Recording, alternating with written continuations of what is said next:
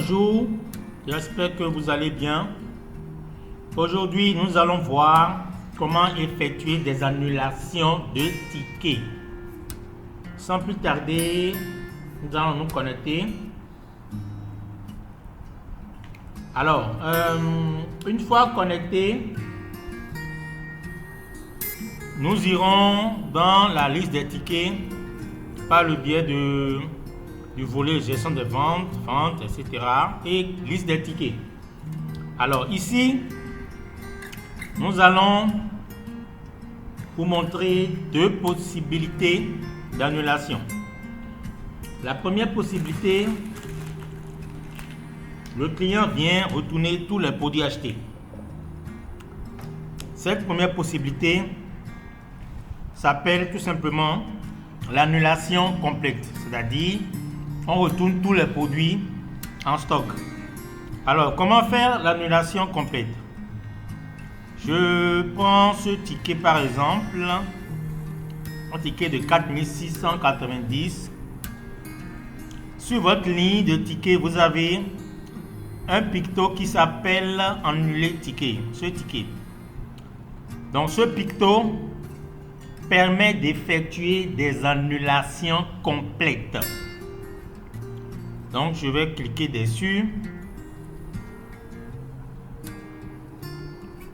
Voilà. Alors, j'attire l'attention sur cette fonctionnalité d'annulation. Toute personne qui n'a pas au préalable des droits, toute personne qui n'a pas de droits, ne pourra pas effectuer ces actions. Donc, il faut avoir le droit qu'il faut afin de pouvoir effectuer cette action. Alors, ceux qui sont les titulaires, en voulant faire cette action, vous devrez forcément sélectionner le caissier pour lequel vous voulez faire l'annulation. Je prends juste un exemple ici.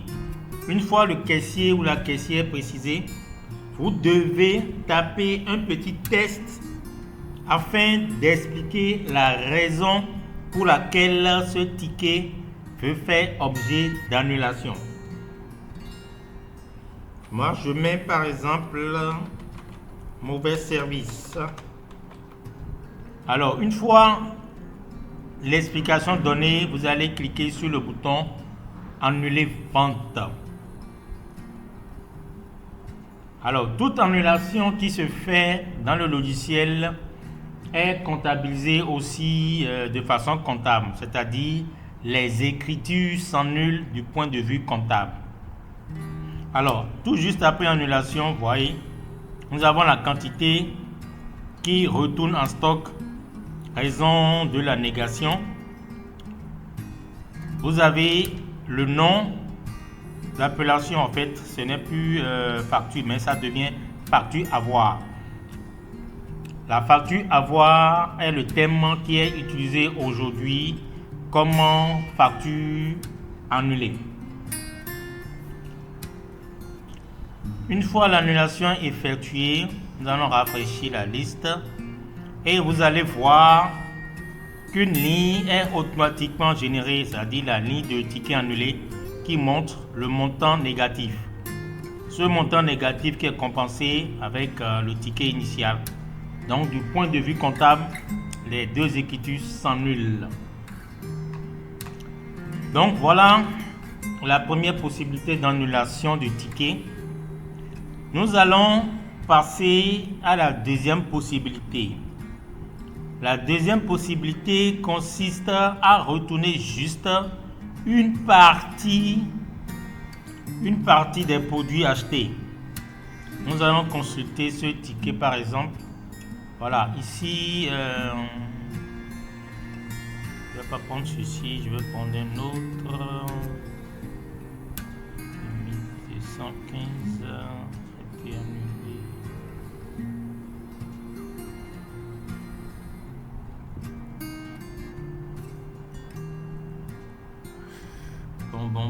Bon. Je prends cet exemple-là. Bon, je vais prendre cet exemple et on va essayer de retirer le principe effort. D'accord? Donc du coup, en voulant retirer une partie de ces produits, je vais cette fois-ci utiliser ce picto qui s'appelle modifier. Ce picto qui s'appelle modifier, je vais cliquer dessus. Voilà, une fois cliqué dessus, il me ramène les produits qui ont fait objet de la vente. Bon, donc je suppose que le client dit en fait, je veux juste prendre un seul Dolymès, pas deux. Je vais consulter le détail du stock qui a été utilisé lors de la vente. Voilà, vous voyez, j'ai cliqué sur ce picto là. Ça m'a affiché le code barre qui a fait objet de la vente. Je copie ce code, je ferme et je reviens dans la zone retrait de produits. Une fois venu dans cette zone, je vais faire coller et je valide. Une fois validé, vous voyez, je viens de retirer une quantité. Une fois retiré, ça veut dire que le client a retourné une quantité de Dolymès. Une fois fait, je vais maintenant modifier la vente. Alors, je mets mon temps.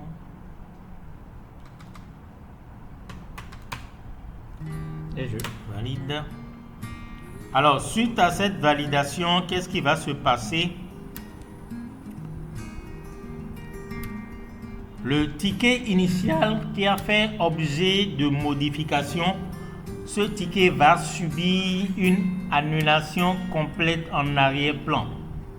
Et ensuite va générer un nouveau ticket que vous voyez qui va comporter rien que une quantité de Dolymès et une quantité de principe effort. Donc du coup, nous allons revenir dans la liste des tickets et revoir comment se présente à nouveau la présentation. Alors vous voyez, comme je vous dis, voilà le ticket qui a fait objet d'annulation complète. Nous sommes partis de ce ticket initial qui a fait en arrière-plan objet d'annulation complète et ensuite a généré ce nouveau ticket. Donc voilà un peu comment se faire les annulations complètes et comment se faire les annulations partielles. Aujourd'hui, avec votre logiciel, vous avez cette possibilité d'aller vite, de ne pas aller faire d'abord l'annulation complète et refaire un nouveau ticket. Vous avez cette possibilité de modification qui vous fait énormément un gain de temps. Chers amis, j'espère que vous avez bien suivi et j'espère que vous avez bien compris.